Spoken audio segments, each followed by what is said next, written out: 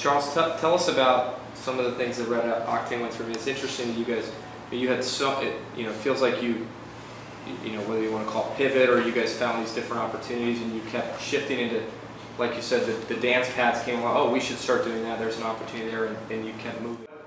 Did you guys struggle? Did you make mistakes? Tell us about it. Yeah. So we were changing all the time because one of my friends gave us some advice when we started. He said the thing about starting a company is whatever you do, just don't let it die. Mm-hmm. Smart people will figure out a way to make something happen, but whatever you do, don't let your company die.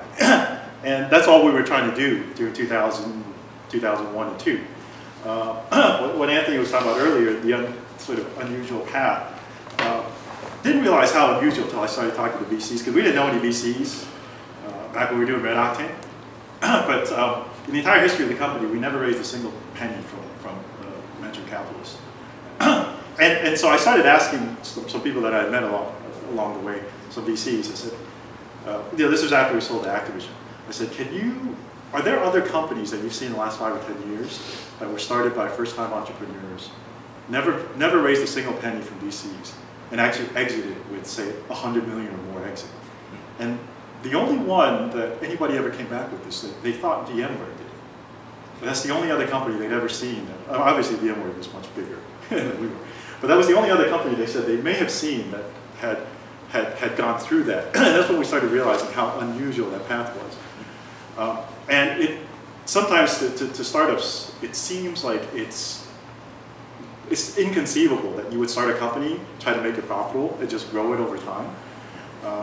But we were doing that, and as a result, we had very little margin for error.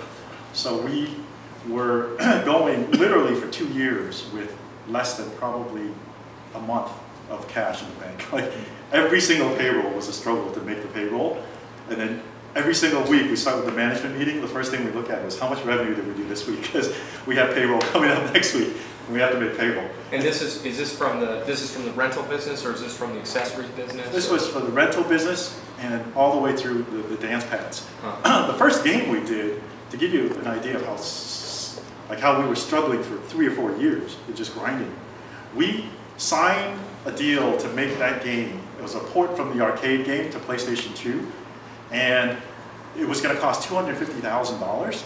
And before we signed that, I was sitting there saying, where are we going to come up with $250,000? Because we had never had that kind of cash in the bank. And so it was like every single time cash went out, you were hoping, praying, like, oh, I hope enough cash comes in next week that we could cover all this money. And we just did that for a year, month after month after month, year after year, 2 or 3 years. But the one thing it does for you is, I think as an entrepreneur, it gives you incredible clarity to where your business needs to go, because you don't have options, right? When you don't have options, sometimes it makes the decisions much easier. You know that I can only do things that'll be profitable. I can't do something because it'll generate great PR, great marketing, it'll attract a lot of users. You can only do things that can be profitable. And sometimes when you have to spend money, I liken it to, as an entrepreneur, when you go to the mall and you can only buy with cash, so whatever cash you got in your pockets, that's all you're buying. So if you had $100, you're not getting more than $100 worth of stuff. But when you have money, it's like shopping with a credit card. You see something you like, you just buy it. You see something you like, you buy it. And so when you're trying to survive month to month on just the cash that your business can generate, it gives you incredible clarity and focus on what products you should make, what you should charge for that. And so I always say that to this day, just from that experience, I think I understand businesses like Apple. They make a great product, they sell it at a high margin, and they're incredibly focused on that. It's much harder for me to understand a business like Twitter or Facebook. Not that they're not great businesses, but it's a different mentality. And so I say that only because I think as entrepreneurs, especially this generation, you a lot of people kind of throw out their examples like Facebook, Twitter, Pinterest, which are all fabulous companies. But there are other ways to build companies that don't involve raising millions of dollars, that don't involve trying to build a product that gets great hype or gets a lot of users and then trying to figure out what to do with those users. That there is a way to build a company that sells products, or services. It generates cash. It maintains that through the entire history of the company. The one great thing, despite all the struggles about doing it that way, is you're beholden to nobody.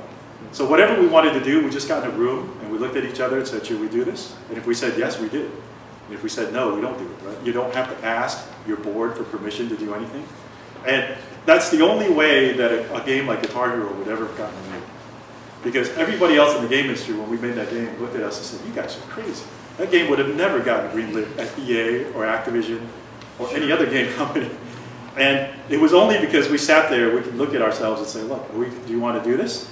And if we believed in it and we worked out the numbers and said, I think we could at least break even, we could do it. So sometimes I think that the independence of owning, most of the company yourself and not being beholden to investors, outside investors, gives you freedom to innovate in ways that you can't.